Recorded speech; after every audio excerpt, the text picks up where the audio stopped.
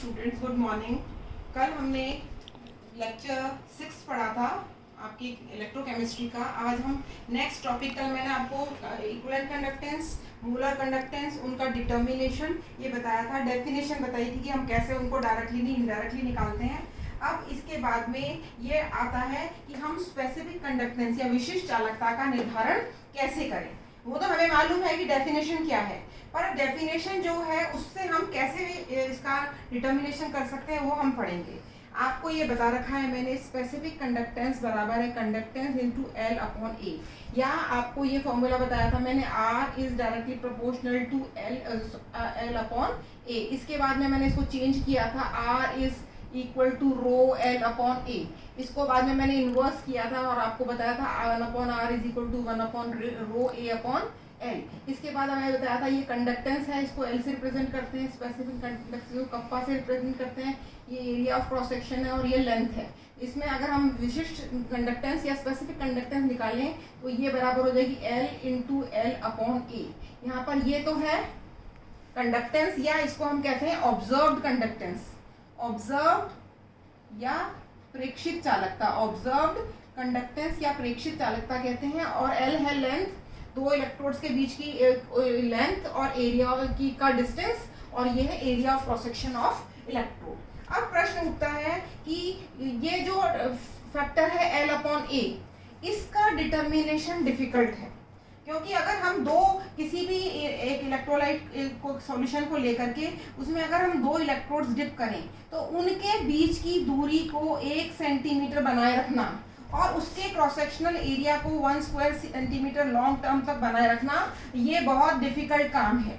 अगर हम area of cross section 1 square centimetre ले भी लें तो हम उनको 1 सेंटीमीटर के डिस्टेंस पर पूरे एक्सपेरिमेंट के दौरान माउंट करे रखें, ये एक डिफिकल्ट काम है। इसलिए इसको अवॉइड किया जाता है कि हम इसको एक फैक्टर के किसी ऐसे चीज में कन्वर्ट कर दें जो कि हमारे लिए इजीली डिटर्मिनेबल हो। इसलिए इस ऑब्जर्व्ड कंडक्टेंस को L अपॉन A से मल्टीप्लाई करते हैं, जो डिफिकल्ट है। ये L अपॉन A जो है, ये फैक्टर ये कहलाता है cell constant, CELL cell constant या कंडक्टिविटी सेल का कांस्टेंट कहलाता है। L जो है ये 2 इलेक्ट्रोड्स के बीच की दूरी है और एक क्रॉस सेक्शनल एरिया है। L की यूनिट होती है सेंटीमीटर डिस्टेंस की, दोनों इलेक्ट्रोड के बीच के डिस्टेंस की, और क्रॉस सेक्शनल एरिया की यूनिट है सेंटीमीटर स्क्वायर। इसलिए सेल कांस्टेंट की यूनिट होती है सेंटीमीटर इनवर्स या मीटर इनवर्स। तो अब बात ये होती है कि हम L अपॉन A जो सेल कांस्टेंट है, तो इसकी डेफिनेशन क्या है। तो हम सेल कांस्टेंट को डिफाइन करते हैं कि cell constant L upon A वो फैक्टर है जिसको जब ऑब्जर्व कंडक्टेंस से मल्टीप्लाई किया जाता है तो स्पेसिफिक कंडक्टेंस प्राप्त होती है। तो L अपॉन एक कांस्टेंट क्वांटिटी है, इसको निकालना कठिन है, ठीक है। पर ऐसे इलेक्ट्रोड्स जो कि रेडीमेड बने हुए आते हैं इलेक्ट्रोड कंडक्टिंग सेल के, उनमें हम इस L और A को कांस्टेंट कर सकते हैं। लेकिन L और A को कांस्टेंट करने वाला जो फैक्टर है जिससे कि हम ठीक है, L अपॉन A जो है इसका डिटर्मिनेशन कठिन है, पर स्थिर इलेक्ट्रोड वाले सेल में ये एक कांस्टेंट होते हैं। अतः वो फैक्टर है L अपॉन A जिससे मल्टीप्लाई करने पर चालकता विद्युत चालकता में बदल जाती है। अब मैं आपको बताऊंगी कि हम इस L अपॉन A को यूज करके किस तरह से किसी सेल के कांस्टेंट को निकालते हैं। आपको मैंने बताया कि जो फिक्स्ड सेल आती है, कंडक्टिविटी सेल जो कंडक्टिविटी ब्रिज के साथ आती है, जनरली वो इस शेप की होती है, हालांकि इसकी बहुत सारी अलग अलग तरह की कंडक्टिविटी सेल्स आती हैं। उनमें 2 इलेक्ट्रोड्स होते हैं जिनमें नीचे का एरिया जो होता है वो प्लैटिनम की प्लेट के फॉर्म में होता है, और ये माउंटेड होते हैं ग्लास में, और यहाँ पर मरकरी, नीचे यहाँ पर मरकरी होता है for electrical conduction, and these are platinum के। इनका area of cross section A square centimetre होता है और इनके बीच की दूरी 1 सेंटीमीटर होती है। लेकिन जैसे जैसे हम इस कंडक्टिविटी सेल को रोज यूज करते हैं, कंडक्टिविटी सेल को जब रेगुलरली यूज करते हैं, तो आपको बताया है कि यहाँ पर जाकर इलेक्ट्रोलिसिस होता है, जाकर के मेटल के पार्टिकल्स इस पर डिपॉजिट होते हैं।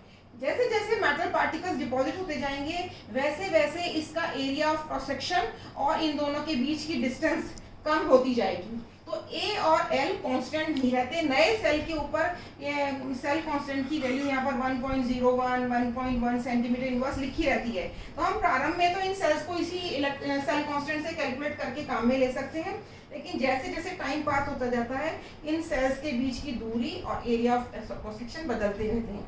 इसलिए एक्यूरेट रिजल्ट के लिए हमें जब भी हमको एक्सपेरिमेंट करते हैं कंडक्टिविटी का, तो हमें उस सेल का सेल कांस्टेंट नए सिरे से निकालना पड़ता है। और इसके लिए जो मेथड यूज किया जाता है वो सिंपल मेथड है। इसमें साइंटिस्ट ने क्या किया कि KCl के सॉल्यूशन की कंडक्टेंसेस अलग अलग कंसंट्रेशन के ऊपर अलग अलग टेम्परेचर के ऊपर डिटरमिन कर ली। 0.01 n कंसंट्रेशन या m प्लस डेसीमीटर क्यूब या सेंटीमीटर क्यूब ये मीटर क्यूब ही है। 0.11 इन पर 273 पर कंडक्टेंस ये है, 25 डिग्री पर ये है, 93 पे ये है, 98 पर ये है, ये सॉरी ये 0 पे है, ये 25 पे वो 293 इस पे होगी 22 23 पे 273 plus temperature is equal to Kelvin में इस पे है। तो ये कंडक्टेंसेस जो हैं ये स्टैंडर्ड हैं, ये हम स्टैंडर्ड की तरह यूज करते हैं। तो जिस भी सॉल्यूशन की जिस भी सेल का कंडक्टिविटी सेल का सेल कांस्टेंट ज्ञात करना हो, उस सेल में हम इस कंसंट्रेशन का इलेक्ट्रोलाइट भर देते हैं, KCl भर देते हैं। KCl हमने भर दिया 0.10 n का या m का, ठीक है, भर दिया और इसकी कंडक्टेंस नोट कर लिया। कंडक्टिविटी ब्रिज से इसकी कंडक्टेंस नोट कर ली, तो ये आएगी ऑब्जर्व, जो आपने डिटरमिन करिए ऑब्जर्व कंडक्टेंस, या ये आएगी आपकी L। अब इसके बाद में आपने किस टेम्परेचर पर काम किया और कंसंट्रेशन क्या थी। मान लो आप 293 पे काम कर रहे हैं और आपकी कंसंट्रेशन थी, तो हम इसकी कंडक्टेंस को, जो स्पेसिफिक कंडक्टेंस है KCl की, इसको KCl की स्पेसिफिक कंडक्टेंस जो है ये 1.1192 इसमें से टेबल में से यूज करेंगे। और अब हम देखेंगे कि हमारा फॉर्मूला क्या कहता है। कंडक्टेंस बराबर है स्पेसिफिक कंडक्टेंस बराबर कंडक्टेंस इनटू सेल कांस्टेंट। तो हमको क्या निकालना है, हमको निकालना है सेल कांस्टेंट। सेल कांस्टेंट को x से रिप्रेजेंट करते हैं, तो हमको निकालना है x, और x इसके बराबर है स्मॉल k अपॉन l। इसका मतलब ये बराबर है specific conductance divided by observed conductance. Specific conductance कहां से ली हमने, ये टेम्परेचर देख करके, कंसंट्रेशन देख करके KCl सॉल्यूशन का ये टेबल से ज्ञात की, और इसको ऑब्जर्व कंडक्टेंस हमने कंडक्टिविटी ब्रिज से, उपकरण है कंडक्टिविटी ब्रिज जिसके एक्सपेरिमेंट भी हैं आपके सेकेंड ईयर में या थर्ड ईयर में, उससे ज्ञात किया और इनको डिवाइड करके हमारा सेल कांस्टेंट आ जाएगा। और जब भी हमें किसी भी रीडिंग को किसी भी एक्सपेरिमेंट को करना होगा, तो हम स्पेसिफिक कंडक्टेंस को हमेशा कंडक्टेंस ऑब्जर्व कंडक्टेंस को सेल कांस्टेंट से गुणा करके स्पेसिफिक कंडक्टेंस में कन्वर्ट करके यूज कर लेंगे। तो इस तरह से हम किसी भी सॉल्यूशन की स्पेसिफिक कंडक्टेंस काम में ले सकते हैं। अब इसके बाद नेक्स्ट टॉपिक है, वो मैं शुरू कर रही हूँ, वो है effect of dilution on conductance. वो है इफेक्ट ऑफ डाइल्यूशन। इसका मतलब है कि हम जब किसी विद्युत अपघट्य के विलयन को डाइल्यूट करते हैं, तो उसकी तुल्यांकी चालकता, मोलर चालकता या विशिष्ट चालकता के ऊपर क्या प्रभाव पड़ता है। आप सभी जानते हैं कि किसी भी विद्युत अपघट्य, मान लीजिए AB कोई विद्युत अपघट्य है और इसका आयनाइजेशन A पॉजिटिव और B में हो रहा है, B नेगेटिव में हो रहा है। जब हम इसकी जगह मैं KCl ले लूं, तो ये हो जाएगा K positive plus chloride ions, ठीक है, इसका आयनाइजेशन हो गया, ठीक है। अब इसमें से इस आयनाइजेशन हो गया, एक पर्टिकुलर कंसंट्रेशन में हम लिया। अब हमने मान लो इसका डाइल्यूशन कर दिया। मान लीजिए हमने 100 ml सॉल्यूशन लिया था 0.1 m का, और अब मैंने इसका डाइल्यूशन कर दिया, 100 की जगह मैंने इसके 200 ml कर दिए। 100 ml पानी डाल दिया, पानी से इसका डाइल्यूशन 200 ml तक कर दिया। अब 200 ml करने पर टोटल वॉल्यूम KCl सॉल्यूशन का कितना हो गया, 200 ml। पहले कितना था, 100 ml। अब 200 ml करने पर क्या होगा कि आपको पता है डाइल्यूशन बढ़ने पर degree of dissociation alpha, degree of dissociation या अल्फा जो है वो इंक्रीज होता है। इसका मतलब है कि जब मैंने डाइल्यूशन किया 100 से 200 ml मैंने डबल कर दिया डाइल्यूशन, तो के आयन और क्लोराइड आयन की संख्या बढ़ जाएगी, के आयन और क्लोराइड आयन की कंसंट्रेशन बढ़ जाएगी। इसका मतलब ये हुआ कि चालकता बढ़नी चाहिए, चालकता बढ़नी चाहिए क्योंकि आयनों की संख्या बढ़ रही है। लेकिन ध्यान देने योग्य बात यह है कि विशिष्ट चालकता किसके बराबर है?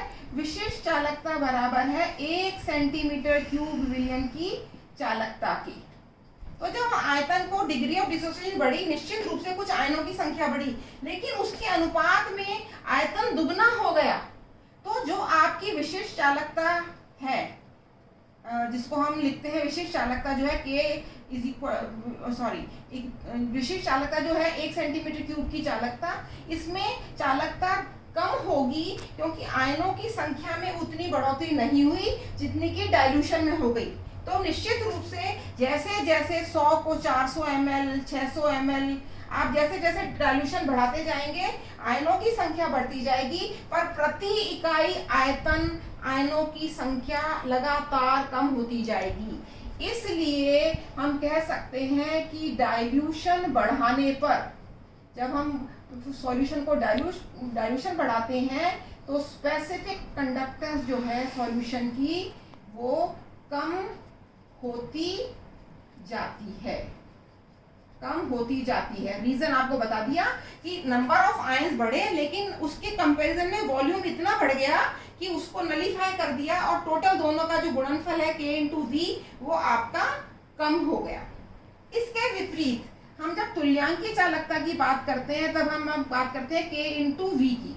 तो तुल्यांकीय चालकता में ये विशिष्ट चालकता है और अभी मैंने आपको बताया कि विशिष्ट चालकता लगातार कम होती जाती है क्योंकि प्रति इकाई आयतन आयनों की संख्या कम होती जाती है।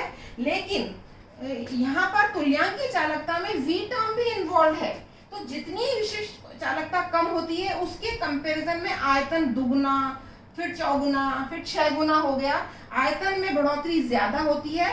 तो ये तो बढ़ रहा है ज्यादा और डिग्री ऑफ डिसोसिएशन कम हो रही है कम, इसलिए दोनों का जो प्रोडक्ट है वो विद्युत अपघट्य में तुल्यांकीय चालकता ये लगातार बढ़ती जाती है, लगातार बढ़ती जाती है। इसको हम और एक तरह से समझा सकते हैं कि 2 चीजें मैंने आपको बताई हैं कि इक्विवेलेंट कंडक्टेंस बढ़ती जाएगी लगातार, स्पेसिफिक कंडक्टेंस लगातार डिक्रीज होती जाएगी। इसको और ध्यान से समझ लीजिए। ये जो है चालकता ये 1 सेंटीमीटर क्यूब की चालकता है, विशिष्ट चालकता, ठीक है। अतः प्रति इकाई आयतन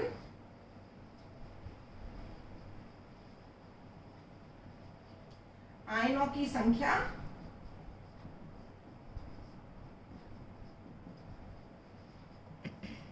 डाइल्यूशन बढ़ाने पर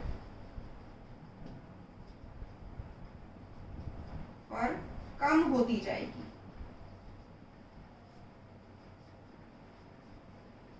अतः विशिष्ट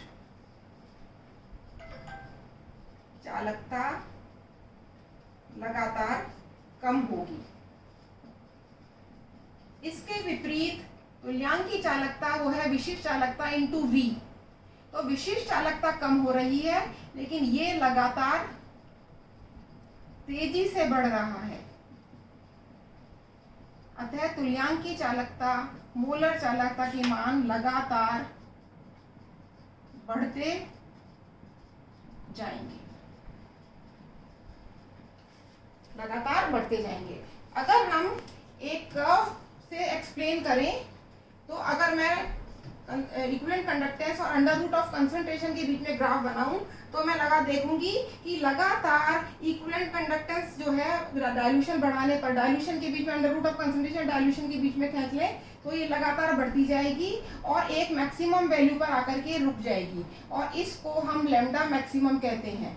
इसका रीजन ये है कि जैसे जैसे आपने डाइल्यूशन बढ़ाया इलेक्ट्रोलाइट की चालकता जो है बढ़ती गई, आयनों की संख्या बढ़ती गई और K इंटू वी का मान बढ़ता गया और बढ़ते बढ़ते ये यहाँ पहुंच गया। अब इसके बाद जिस इलेक्ट्रोलाइट में जितने आयन मैक्सिमम बन सकते हैं वो बन गए। इसके बाद अब चालकता में कोई वृद्धि नहीं होगी। अगर आप आयतन को 5 गुना 10 गुना 20 गुना कर दें तो उनका संख्या में वृद्धि नहीं होगी और ये कंडक्टेंस जो है स्टेशनरी वैल्यू एक्वायर कर लेगी और जो हाईएस्ट वैल्यू है लैम्डा मैक्सिमम या लैम्डा इन्फिनिटी कहलाती है। अनंत तनुता पर तुल्यांकी चालकता या लैम्डा मैक्सिमम कहलाती है।